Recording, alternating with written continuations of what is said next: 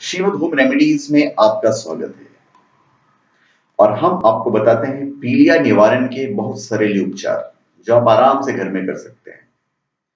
पीलिया यकृत का बहुधा होने वाला रोग है। इस रोग में चमड़ी और श्लेष्मिक झिल्लियों के रंग में पीलापन आने लगता है। ऐसे में खून में पित्तरस की अधिकता की वजह से होता है। रक्त में बिलिरुबिन की मात्रा बढ़ जाती है। हमारा लीवर पित्तरस का निर्माण करता है जो भोजन को पचाने और शरीर के पोषण के लिए जरूरी है। यह भोजन को आंतों में सड़ने से रोकता है। इसका काम पाचन प्रणाली को ठीक रखना है।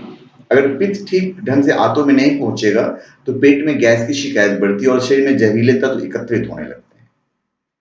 अभी पीलिया जो है वो तीन रूप में प्रकट होता है। हेमोलाइटिक जॉन्डिस में खून का जो लाल कण है वो नष्ट होकर कम होने लगते हैं। परिणाम स्वरूप रक्त में बिलिरुबिन की मात्रा बढ़ती है और रक्ताल्पता की स्थिति उत्पन्न हो जाती है, रक्त कम हो जाते हैं। इसी प्रकार की पीलिया के बिलिरुबिन के ड्यूडेनम को पहुंचने में बाधा पड़ने लगती है। इसे ऑब्स्ट्रक्टिव जॉन्डिस कहते हैं। फिर तीसरे प्रकार की पीलिया का लीवर के सेल्स को जहरीला दवा, टॉक्सिक ड्रग्स या विषाणु संक्रमण, वायरल इन्फेक्शन से नुकसान पहुंचने की वजह से होता है।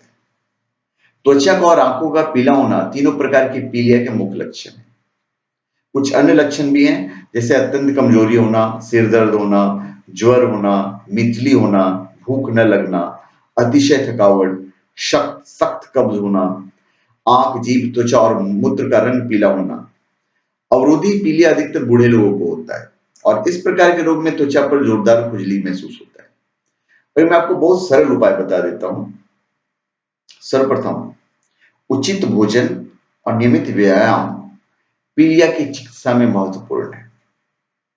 लेकिन रोगी की स्थिति बेहद खराब हो तो पूर्ण विश्राम करना जरूरी है। पित्त वाहक नली में दबाव बढ़ने और रुकावट उत्पन्न होने से हालत खराब हो जाती है। ऐसी गंभीर स्थिति में 5 दिवस का उपवास करना चाहिए, पर उपवास के दौरान फल फ्रूट पीते रहना चाहिए। ये कंप्लीट उपवास नहीं है। तो उपवास के दौरान फलों का जूस पीते रहना चाहिए। संतरा, नींबू, नाशपाती, अंगूर, गाजर, चुकंदर, गन्ने का रस पीना बहुत फायदेमंद है। अभी रोगी को रोजाना गर्म पानी का एनीमा देना कर्तव्य है आपका। इससे आंतों में स्थित विजातीय द्रव नियमित रूप से बाहर निकलते रहेंगे और परिणामतः आंतों के माध्यम से अवशोषित होकर खून में नहीं मिलेंगे। 5 दिवस के फलों के जूस के उपवास के बाद 3 दिन तक सिर्फ फल खाने चाहिए। उपवास करने के बाद कुछ नियम है जो आपको उपचार प्रारंभ कर देना चाहिए। सुबह उठते ही 1 गिलास गर्म पानी में 1 नींबू निचोड़कर आप पी लीजिए। नाश्ते में अंगूर, सेब फल, पपीता, नाशपाती तथा गेहूं का दलिया लें। दलिए की जगह एक रोटी भी आप खा सकते हैं। मुख्य भोजन में उबली हुई पालक, मेथी, गाजर, 2 गेहूं की चपाती और 1 गिलास छाछ लीजिए। करीब 2 बजे नारियल का पानी पीजिए और सेब फल का जूस लीजिए। रात में भोजन में 1 कप उबली सब्जी का सूप पिए। गेहूं की 2 चपाती, उबले आलू और उबली पत्तेदार सब्जी जैसे मेथी और पालक खाइए। रात को सोते वक्त 1 गिलास मलाई निकला हुआ दूध 2 चम्मच शहद मिलाकर पिए। सभी वसायुक्त पदार्थ जैसे घी, मक्खन, मलाई कम से कम 15 दिन तक बिल्कुल उपयोग में नहीं लाएं। इसके बाद थोड़ी मात्रा में मक्खन या जैतून का तेल उपयोग कर सकते हैं। प्रचुर मात्रा में हरी सब्जियां और फलों का जूस पीते रहना चाहिए। कच्चे सेब फल और नाशपाती अति उपकारी फल है।